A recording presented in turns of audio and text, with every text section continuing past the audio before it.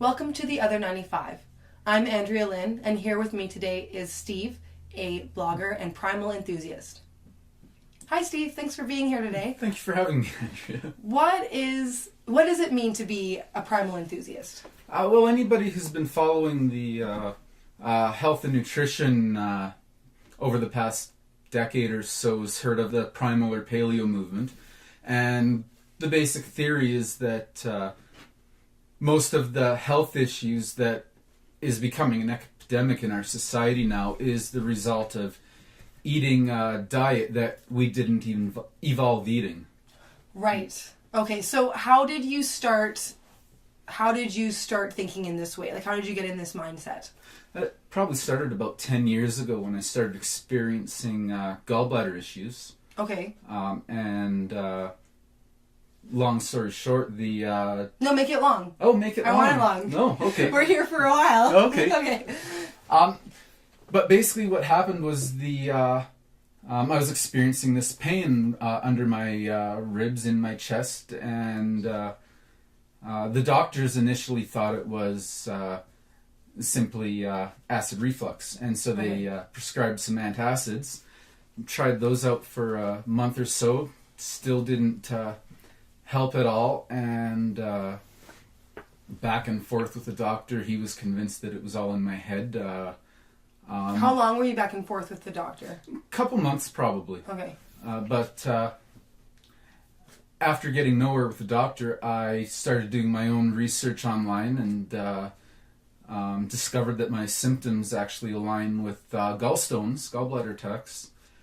So I went back to the doctor, eventually convinced him that send me for an ultrasound, which he initially didn't want to do, but he went after enough nagging. Mm-hmm. And sure enough, it was gallstones. Okay.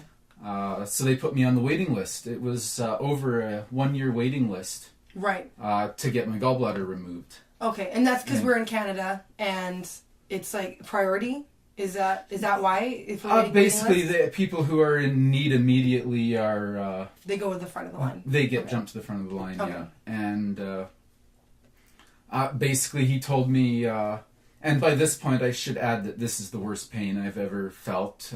It was... by the end, I was experiencing attacks that lasted up to 38 hours of the worst pain I've ever felt. 38 hours? 38 hours. I was, oh my gosh, that's worse.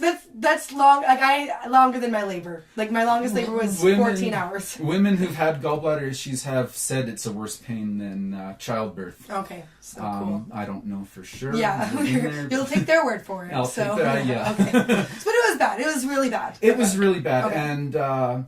Even Tylenol 3s, I took way more Tylenol 3s than I should to try and dull the pain, and it didn't do a thing. Okay. And I was literally laying in bed at night just saying, God, if you want to take me now, take me. I won't argue. Oh my goodness. Okay, so you were just like, wait, it's because you were waiting. Because I was waiting, okay. Yeah. And they had recommended eating a low-fat diet. Okay, so is this like when low-fat was in? No.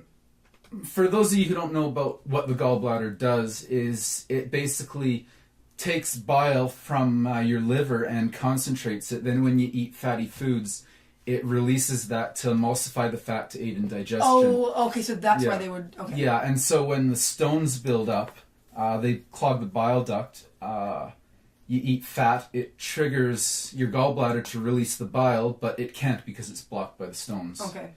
And so they recommend a low-fat diet to avoid triggering the release of bile in the first place. Okay. But after trying that for a couple months, I just found that the pain got worse and worse. Okay. So just through doing research online, I discovered the Paleo movement that recommends eating a higher fat, lower carbohydrate intake. Okay. And with months still to wait for the surgery, I figured I had nothing to lose, and so I tried it out, and sure enough, after giving up especially wheat, the gallbladder attacks eventually got better and better until they ceased. So you didn't need the surgery? I didn't need the surgery. That's not. I still do get attacks from time to time if I eat too much wheat. If like this past summer we had my grandpa's funeral. It was a stressful time, and so the stress did trigger the attacks. Okay.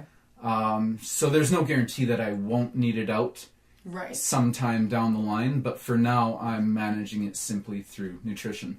Okay, so that's how it started, and you've just continued with this type of diet, or? I've continued with it, continued researching it, trying new things, and I'm not perfect. Sometimes I'm on it, but for the most part, I try to keep wheat out of the diet.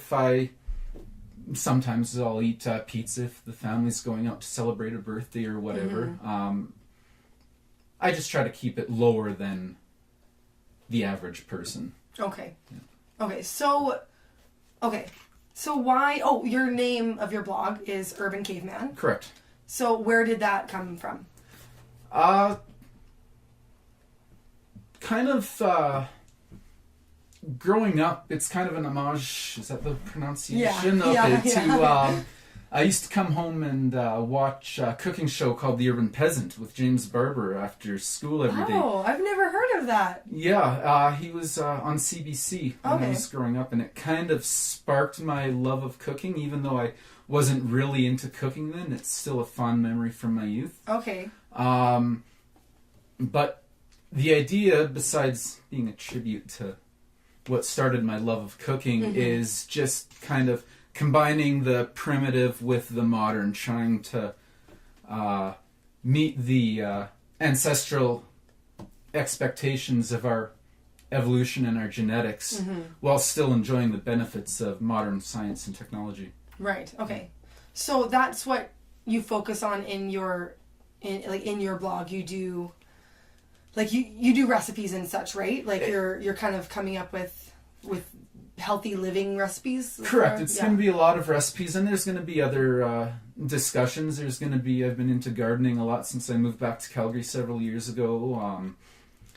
There might be stuff on fishing. I'd like to eventually get into hunting. Right. But for the most part, it's going to be a place to showcase my recipes and gardening. Okay, so I wanted to touch on that because recipes and this is kind of online. I'm thinking it's more of a female space. So is that kind of the niche, of an untapped niche that you're going for, Urban Caveman for a more sort of masculine, men can cook too, and in this way? Correct. There's and there are a number of good male chefs online. I believe it's Brad Dion from Bon Appetit. Okay. Is one of them, but especially within the Paleo community, most of the recipe sites are, I don't want to say female oriented, but female produced, and so they're kind of pastel-y colors. Yeah, no, I love. Yeah.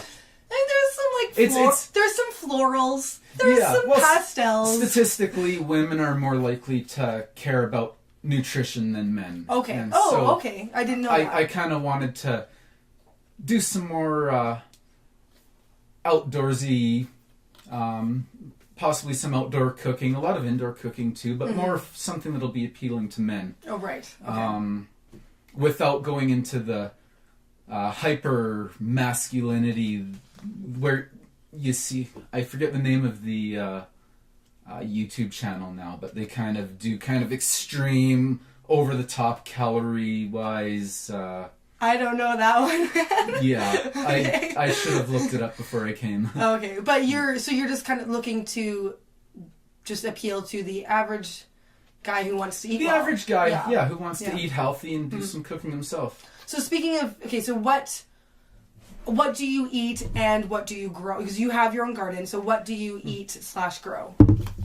For what I eat, it varies. I try to buy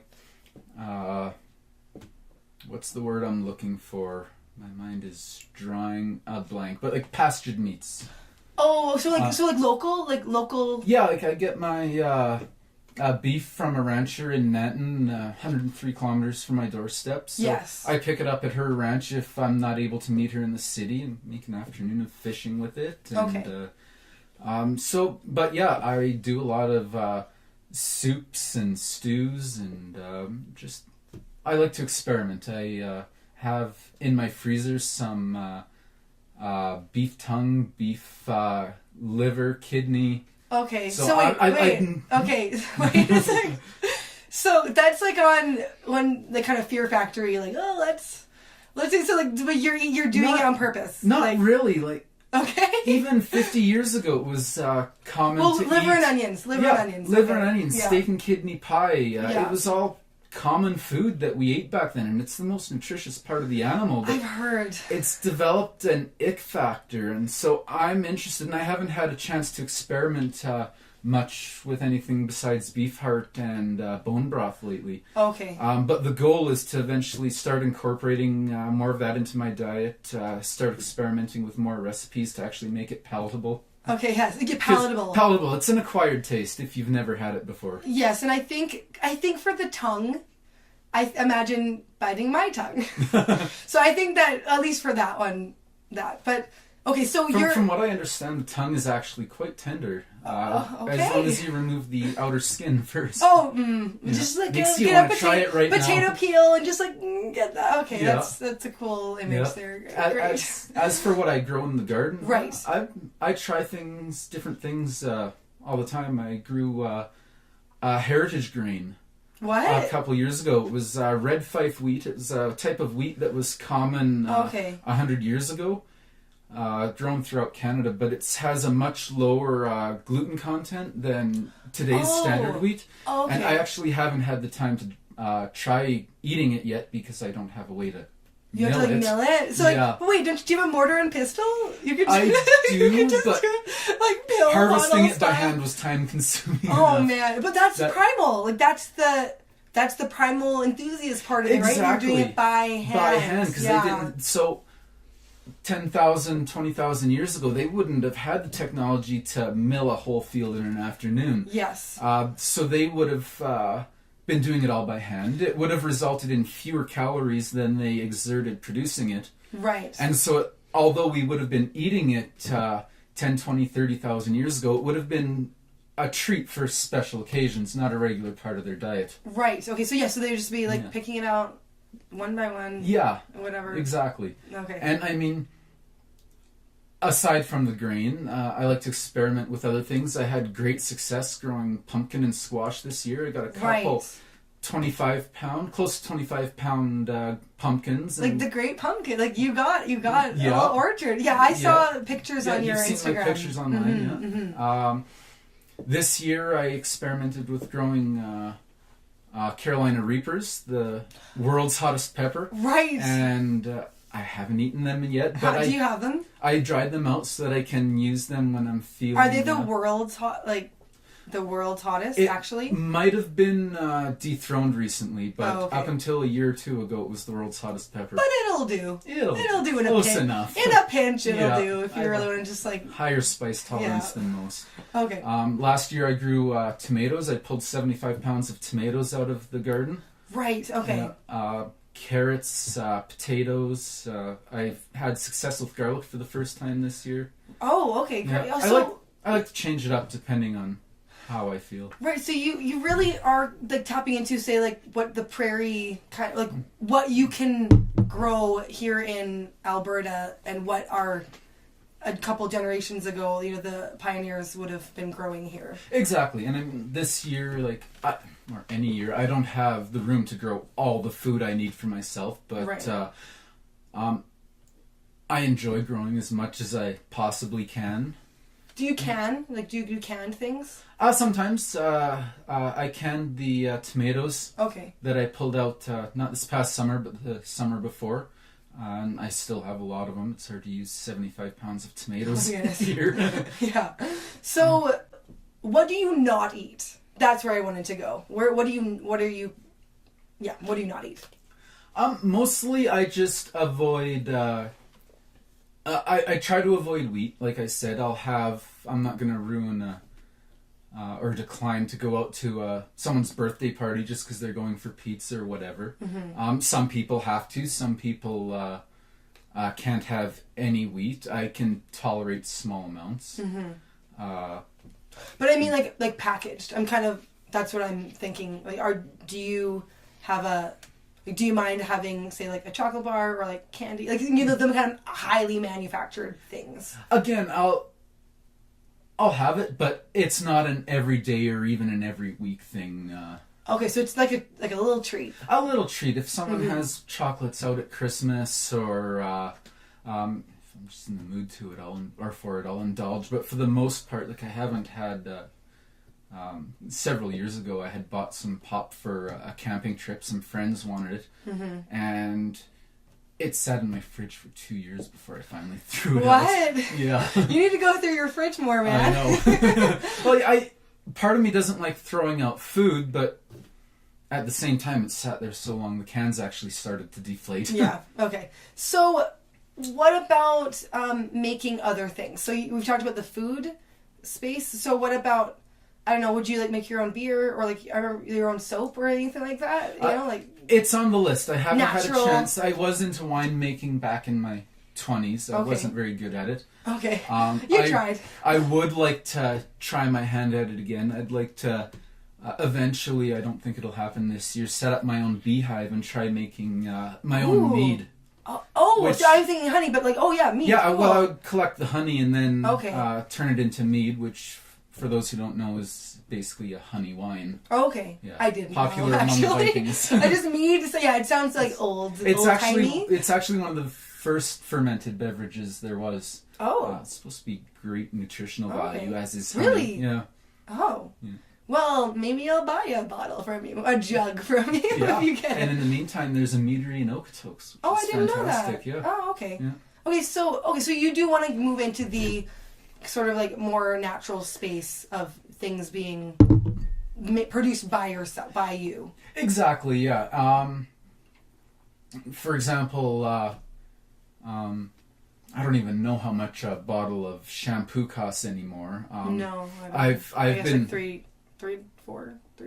Is it? Okay. Yeah, I don't know. But you can make your own shampoo for a fraction of that price. Yes, yeah. I've heard.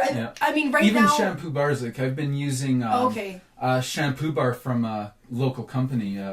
It's actually a beard shampoo, but it works. Well, you need it. I need it, but it works great for the rest of your body too. Yeah, okay. So. But I have some recipes I want to try, but I just haven't had the opportunity yet. Right. So yeah, I've seen that there are like clean, sort of non-dyed products that are coming out, but it is, you have to ship them from whatever little natural random place over in from wherever. Yeah, it is. Yeah. So definitely making your own is better from what I've heard, but it's sort of the trial and error, and you have to be like, are you patient like that? Are you happy to try? I'm happy to try again, and if I fail, I'll try again and try.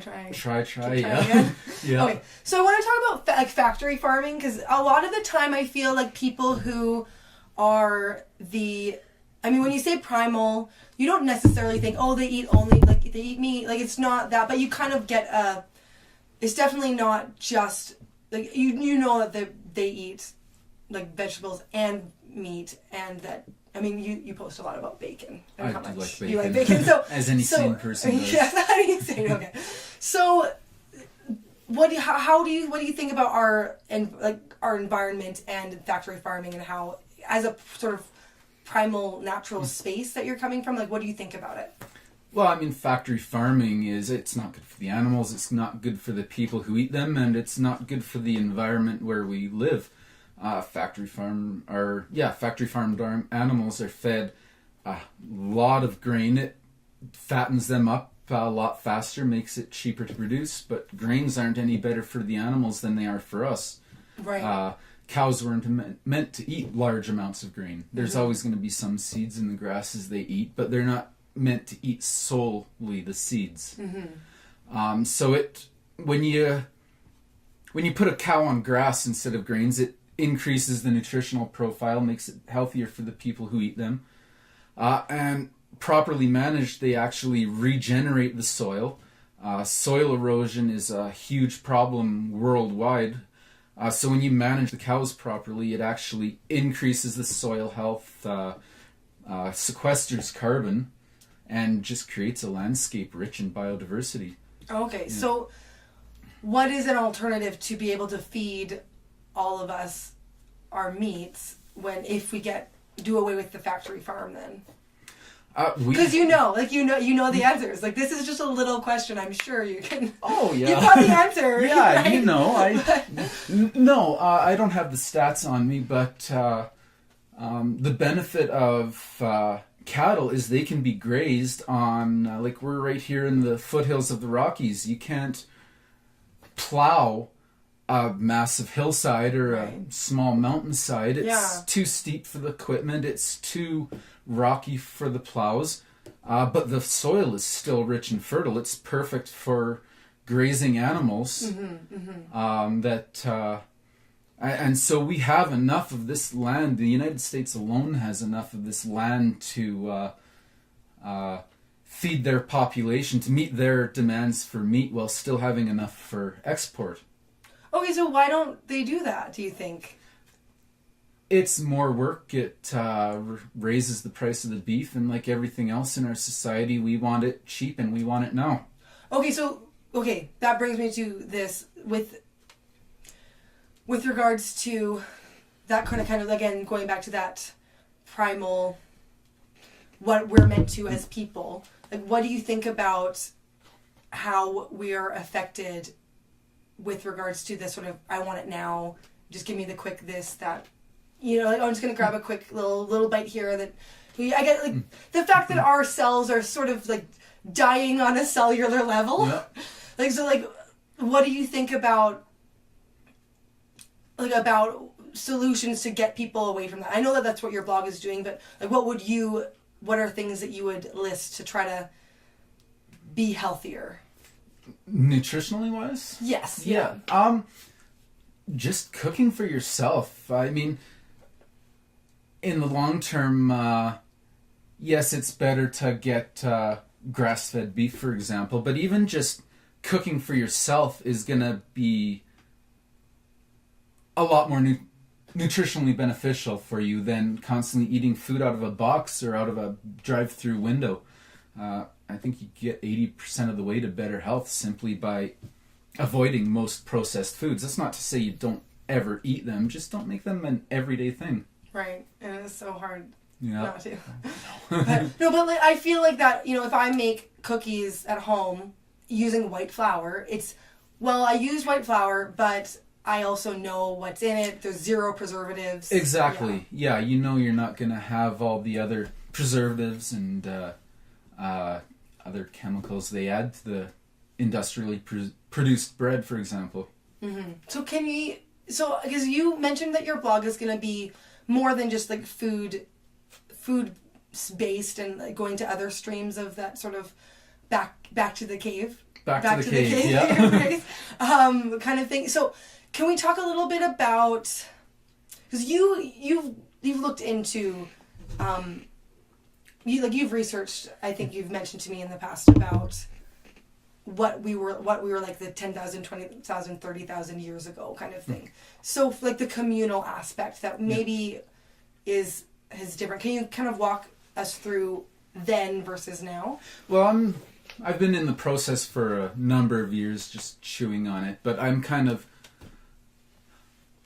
working on the theory, and I'm not an anthropologist or anything. This is just the musings of some random guy. This is two friends chatting. Yeah. And I mean, I think it informs my understanding of why are we the way we are. And I mean, if other people who aren't like professionals can't think in this way, then that's sad. But again, the sort of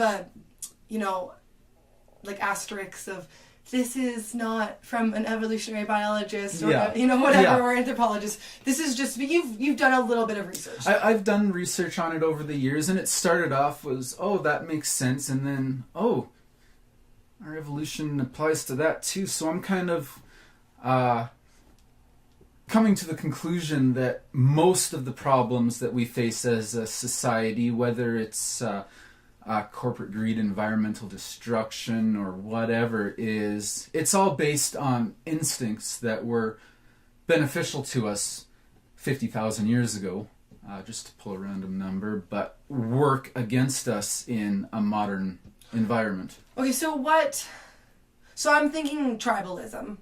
So Yep. can you talk a little bit about what, because we were in tribes and clans. It's in how we those evolved, yeah. So can you talk a little bit about that? Well, we're seeing more and more, what's the word I'm looking for, but groups. Tribes? I'm drawing, I don't want to say tribes. Okay, well,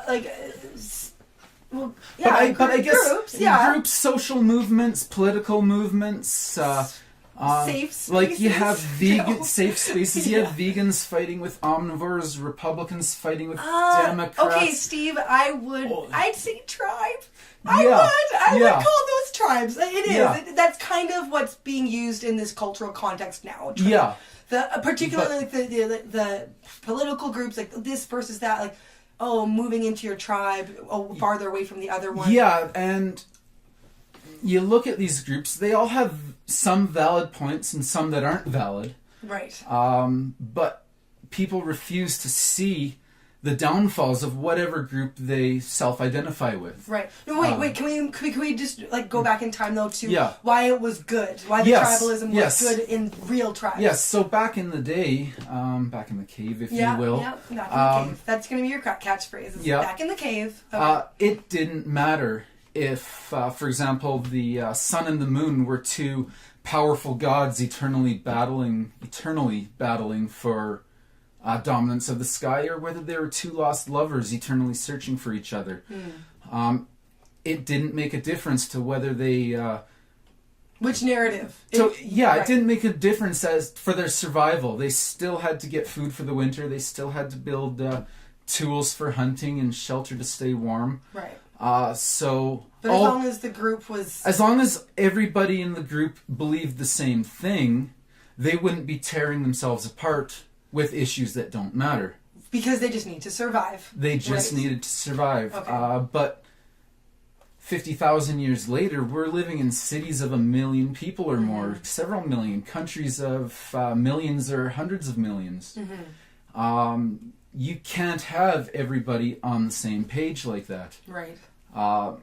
And so now we still have that instinct to not only to conform to the group, but also to ensure that free thinkers, for lack of a better word, also conform. Right. And all it's doing now is tearing us apart. Right. A kind of a group think. Like you're going to endanger the group or the tribe if you come up with these new ideas, because we've got a harvest for winter. Exactly. And exactly. we're going to be busy. Exactly. Okay. And so we still have that instinct, but...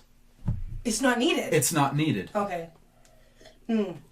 See, this is why I think it's so important to understand where we came from, so that we can then sort of be aware and Exactly. maybe rise above it. Exactly. Okay. If we're aware of why we do what we do, we can overcome it. Right. Another example is nutrition. 50,000 years ago, carbohydrates were very rare. You might find a beehive with honey every couple years, or in the fall, when the fruit is ripe, you might overindulge, but you needed that fat for the winter, because you knew that those carbs weren't coming again. So we store it. We right? store it. We have that instinct to seek it out also. But now we live in an environment where carbs are everywhere. When they're not in season, they can be shipped from the other side of the planet where they are in season. My grapes are from South Africa. They are. So, And so we still have that instinct to seek carbs, but we have more than we need now. Like many more than we need. Yeah. Way more. And the junk food manufacturers know this. They use it against you to get you hooked on their on their products. But when you are aware of that, they're using your own instincts against you for their own profit at the detriment of your health, kind of gives you motivation, I guess is the word, to not you, like, to not let them do that to you. Yeah, you know, I never thought about it that way. To not be manipulated. But it's almost like let's go into that angry place and like, no, Coca-Cola. Yeah, I don't care that you have deep-seated fond memories of Christmas time and polar bears being cute with seals and Santa. Yeah, I will not drink you. Exactly. Yeah. And again, I'll have a Coke. I try to get the Coke. We just said we weren't gonna have Coke, Steve. I didn't say don't have it. I'm just saying. Yeah. Okay. Yeah, don't have it every day. Yeah, okay, it's a treat. It's like the honeycomb. Exactly. Finding like the... I remember... But it's everywhere. You go into sports centers and they have vending machines full of this stuff in a place that's supposed to be about improving your health. Oh, what? I never thought of that. Yeah. Wow. Yeah, it's true. Thanks, guys. Yeah. What are you trying to do? They're just trying to make the money off of it. But anyway. We all want money. Anyways, we all need money. But actually, yeah, if you grow your own things, which I know might not be feasible for everybody, but even on top, in urban areas, I've seen, at the tops of skyscrapers. Rooftop gardens are becoming popular. Even if you're in an apartment, as long as you get some sunshine, you can grow some herbs and maybe some tomatoes or whatever on your patio. That's one of the good things about, there's so many of these food documentaries on Netflix, I think, that you can really have access to, if you just want to be like, okay, what is it? What am I eating? And sometimes it's confusing. It's like, oh, don't eat carbs. Oh, don't eat meat. Actually, I did want to ask you about that. What do you think of, say, paleo, not necessarily versus, but so paleo and then keto and then, say, full carnivore? What do you think of those? I think they all have valid applications. When we were revolving, we had to eat seasonally. Right. So as I said, carbs were everywhere in the fall when the fruit was ripening, the berries and whatnot. But come winter, we wouldn't have had any of that except for what we managed to preserve. So we would have been mostly carnivore throughout the winter months, and then which is where carnivore comes in, and then spring comes along, you're starting to get some more berries and whatnot, and so you're moving to more mid-range carb intake, more in line with keto. Okay. And then fall comes along again, and you're fully out of keto, putting on some fat to store energy for the winter. Okay, so it's almost like this sort of cycle, sort of progression. Exactly. Okay. Because we didn't have the ability to import avocados from Mexico and oranges from China. We need our avocados. Yeah. Okay. I'm not a fan personally, but... No, but you're not a millennial, Steve. Exactly, yeah. Us millennials. I'm an elder millennial myself. Okay. Yeah. But we need our avocado toast. Yeah, there you go. Anyways, just use butter, not margarine. I know. I do, actually. I did used to use margarine growing up, but I have switched over to butter, even though it destroys my bread when I'm spreading it, but... there's ways around that. Okay, well, all right, Primal enthusiast, would you enlighten me? I don't eat bread myself, so I don't worry about the spread of the butter. Okay. But even just putting a heat pack on it when you get up in the morning will soften it up enough that you can use it a short time later or put it in the microwave for like 5 seconds. That doesn't not enough to melt it. Okay. But just enough to heat it up ever so slightly. Okay. Oh, look at me getting tricks. This is going to be on your blog. Yeah. Okay. I believe you can actually buy products that keep it at a decent temperature too. Oh, okay. Yeah. Okay. So I do kind of want to, I'm skipping around, but I do want to go back to the sort of tribal, so how we used to be in groups and it functioned quite well, having the same belief systems, having sort of these social bonds where we're kind of quite close. And do you have any, did you do any digging about, encountering other tribes in sort of the not primordial, Primal. Primal? Prehistoric. No, the primordial Paleolithic. ooze, when it was just life. No. The prehistoric sort of, like, what was that like? Do you know? Well, yeah. I mean, I remember it like it was yesterday. Yeah, I know. Like, Yeah. I've time traveled because I am myself a primal man. No, but obviously tribes did encounter one another. Sometimes they were at war. Sometimes they traded. I was reading just last week about they discovered, I believe it was quinoa seeds that they believe were grown in the southern United States. And it's not the quinoa we eat now, but a variety of. But it was grown in the United States, but they found this up in Ontario. Oh. And so they're believing that this is evidence that we were trading with people from thousands of miles away. Wow. And this was, I believe, 10,000 years ago? Like, not long. Yeah. It's 10,000 years ago. Yeah. Okay.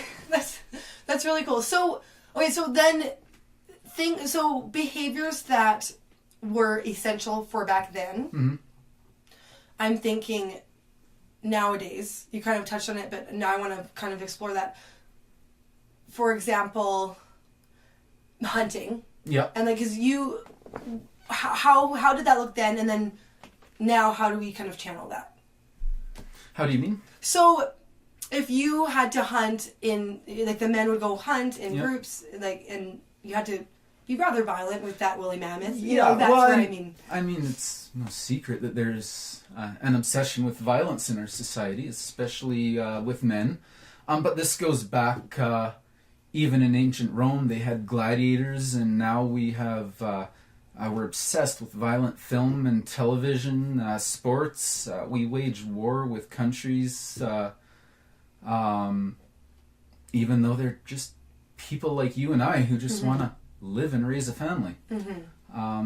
So we have that instinct for violence. It was necessary. You can't take down a mastodon to feed your family if you don't have some sort of instinct for violence. You can't protect your tribe from that saber-toothed cat without some sort of instinct for violence. And teamwork, really, as well. And teamwork. Yeah, and in men, because women weren't the ones, they were the ones doing the gathering and raising the children, and I'm thinking it's the men who would have to be doing that, the men would be out doing the hunting and the protecting from saber-toothed cats, but the problem is, I haven't seen any saber-toothed cats wandering around Calgary lately. No, really? No mastodons. No? Oh, shoot. And so we still have that instinct for violence, but we don't have a healthy way to express that instinct. And we do, but maybe we need to make a conscious decision to express it in a healthy way. And maybe that means you learn to go hunting again to feed your family. Maybe that means you take up martial arts to learn discipline as well as expressing that instinct for hunting. I think part of it also, especially with young boys, young men, is they need rites of passage.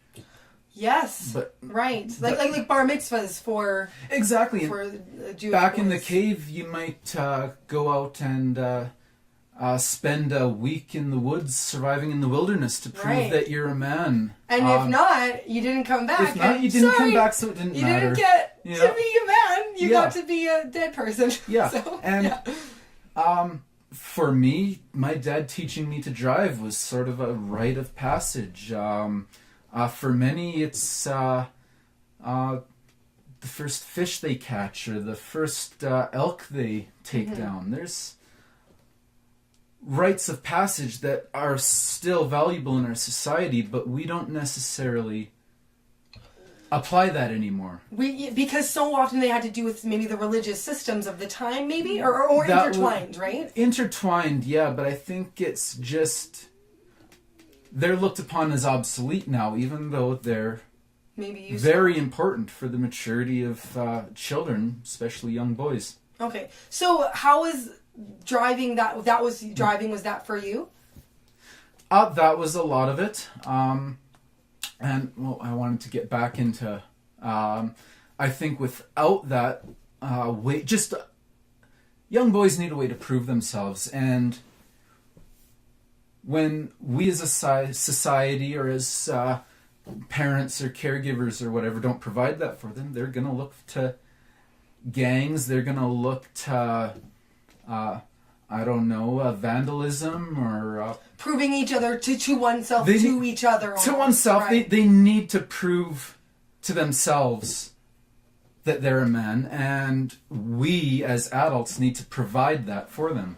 Right, and see, because I'm thinking on the other side for girls and women, we kind of just accidentally have a natural rite of passage. There you go. The menstrual cycle. Yeah. You can't really not. You don't have a choice. Yeah. Yes. Yeah. And it's So that is a very I think women might not have the need in that that sort of symbolic way. Yeah. Because it's they have not their really built-in rite of it's passage. literal. It's literal. Yes. Yeah. So I can see why focusing more on men and boys to men. Yeah. And even aside from that, men have this instinct for violence, and so it's more necessary. You even look at school shootings. Most of them are victims of bullying. Right. But what happens when a young boy is bullied for half his life? He might shoot up a school.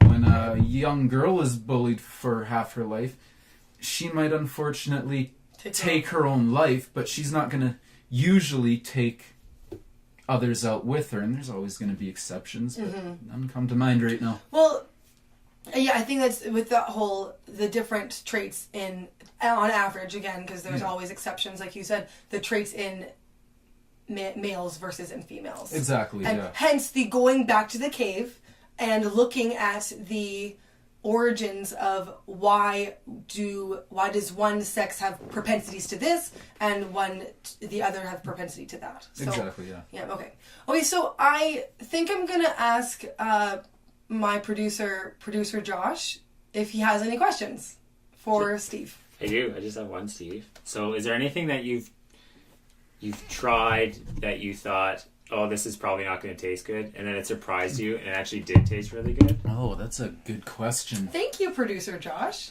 Oh, producer Josh is my husband, in case anyone was wondering. Sorry, Steve. Please actually, go on. there's a couple. First time I tried making my own bone broth, I hated it. I'm like, why is this stuff so popular suddenly? Okay. And then I added salt, and oh my goodness, it was liquid gold. Oh, the salt! It's Just the salt. a little bit of salt brought out the flavors, and it was amazing. I experimented with making my own pemmican a couple years ago, which, for those of you who don't know, it's okay. It was a food that was common with the indigenous tribes up here in North America. And it's basically dehydrated meat mixed with rendered animal fat. Okay, and it was usually like bison or buffalo? It would have been bison, Or elk, or deer, or whatever they had available. But once you dry it out and mix it with the fat, it will last for several years. Oh, okay. And so this was an important food source that was not only nutrient dense, but also could be saved for times of famine. Okay. Or for long hunting trips or whatever they needed it for. They didn't have to worry about it going rotten. How did it turn out? I tried it, and it tastes like candle wax. Oh, really? It didn't even taste meaty? I think what happens is once you chew it a bit, the meat flavor does come out. But because beef tallow, once it's solidified, it has a texture a lot like candle wax. Oh, okay, yes, and okay. so it's like eating a candle at first. Okay. Yeah. Yummy. Yeah. And I still have a chunk. I made it about 2 years ago. It's still perfectly edible. Well, like next camping trip. Yeah. No, hunting trip. But I'm kind of convinced that I can make it taste good. Salt. No, but you did use salt, right? Isn't that what you would have used to make it? I don't think I used salt. I might have mixed the salt in, but it was already dry. Oh, okay. So I want to mix it in before it's dehydrated so it has a chance for the flavor to be imparted. And I have ideas for making this taste good. Yeah, so this is ideas that will probably end up on your blog. Eventually, yeah. Okay. I haven't had the opportunity to hash that out lately. Right. But eventually that's the plan, is to have that as one of the recipes. Okay. So I think we've come to the time in the show where I have a secret question. Uh-oh, I'm and scared. it's just a secret question because no one knows it but me until I ask it. It has nothing to do with any subject we've been talking about. Okay. So today's secret question is, if you could live in any other time period, Ooh. although I'm just realizing, I hope that it's not, you're just going to say primal time, cave time, because I'm caveman. I'm kind of like, maybe I should have come up with something different. But if you could live in any other time period in history, what would it be? Oh, I don't even know. There's so many Okay, then interesting. Name a couple. I love the Old West. Okay. Well, you've got the. You just need a fedora here. I have a hat, the hat. I didn't wear it today. But I mean, architecturally speaking, I love the 1920s and ancient Rome. Obviously, 20s Rome. Yeah, all the same. I love Art Deco, but I love Roman architecture. But like, where would you want to actually experience that culture? Oh, I don't know. If I had to move there permanently, Yeah.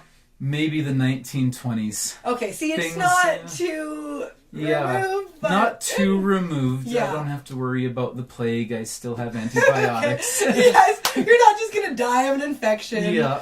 Okay. But yeah, I would love to visit a lot of different eras.